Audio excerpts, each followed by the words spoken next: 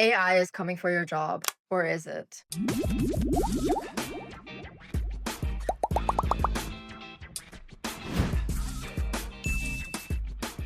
In this video, I'm going to talk about some of the concerns going around right now about AI replacing us designers and how you can stand out in this new age of design. So you've probably heard of AI tools like Midjourney, Figma AI, and ChatGPT. And there's a lot of talk in the design industry right now that these tools, these AI bots, are going to take over the design industry and replace all of us. And we all need to start learning something else because soon we won't be needed. And while yes, these tools are improving by the month, and I even use some of them because I think they are really helpful, I personally don't think they are going to replace us if we do certain things. And in this video, I'm going to tell you what you need to do to not be replaced by AI. So when it comes to AI, of course, we as designers don't like to hear things like we're going to be replaced because AI can do the execution that we have been doing up until this point. However, I think it is important to view AI as something that you can use as a tool in your process to make things faster, more efficient, and by doing that, frees up your time to focus on other things like strategy, thinking, and concept. This doesn't mean I think that we should all start plugging in our ideas into AI and have AI execute everything. I do, however, think that that could be something that happens in the future and something you are aware of, and just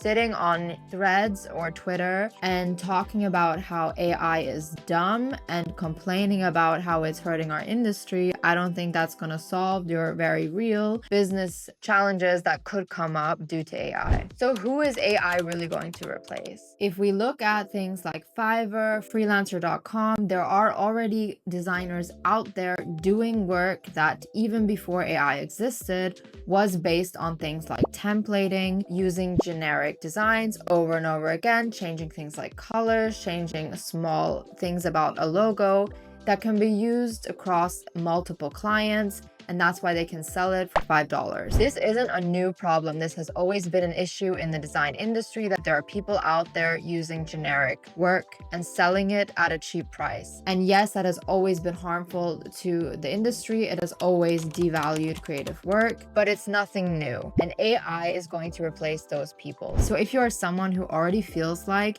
you are competing with things like Freelancer and Fiverr.com, then yes, you probably will be replaced by AI. So what does this mean for people who potentially feel like that is them, or people who feel like that's not me at all, I don't use generic templates? It means you need to lean into strategy more, whether you've already been doing that or not. The future belongs to designers who can think and not just make things pretty and not just execute the work. What do I mean by that? I mean, clients need people who are going to ask good questions, challenge assumptions, solve real problems, who understand their business requirements and know how to execute that within that scope. This means things like UX thinking, brand strategy, user behavior. These are all things that AI can't do without you prompting it to do it. Of course, you can use AI to then create something for the client that makes sense. For example, you can give AI a lot of information, business goals, and create a strategy, but you are still the one who is going to communicate that to the client. You are still the one who has to prompt AI in the right direction to get to a product that makes sense. You also need to be able to look at what AI has created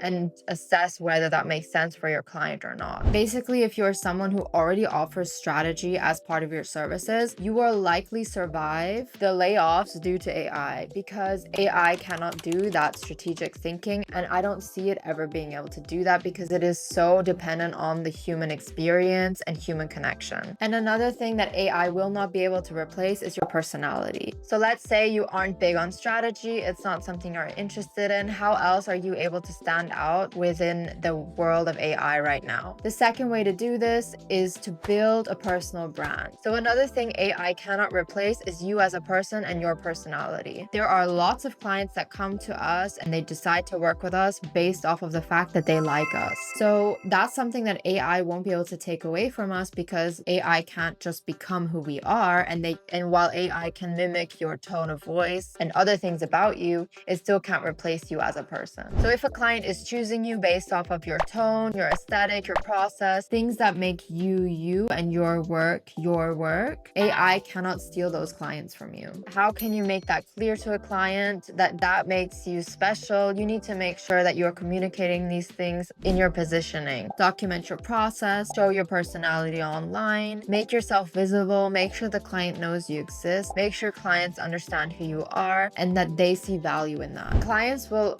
often make decisions based off of whether they like you, but also whether they trust you or not. So showing these things, showing the behind the scenes, showing the human behind the brand is going to make them feel like they can trust you more than they can trust an AI. And another thing you can do to stand out is target clients who are looking for somebody that they can work with as a partner in their business. This means targeting clients that are not looking at Fiverr or Freelancer and are looking to spend money on creative services. If you are constantly working with clients who are questioning your prices, questioning your value, those are the types of clients that are going to go to AI because they feel like they will be able to just prompt an AI to give them something that they are happy with. Those are the types of clients you probably don't want anyway. You need to be targeting the clients who are looking for someone that can understand their business goals, understand their strategy, potentially even create a strategy for them, and then also execute that in a way that it makes sense for their business. And that is something that those clients will feel like they can only get from a human. They are not interested in spending time with an AI to prompt it to create something. They want someone that is going to take that off of their shoulders. They probably don't care if you are using AI for that stuff. If the AI is able to create something that is unique to their brand, they will probably be fine with that. But they don't want to be the ones sitting there prompting it. And that's something to remember. So while everyone is out there saying, oh, designers are going to be replaced, that's not true because people don't want to be the one doing the prompting. So even if AI does get so good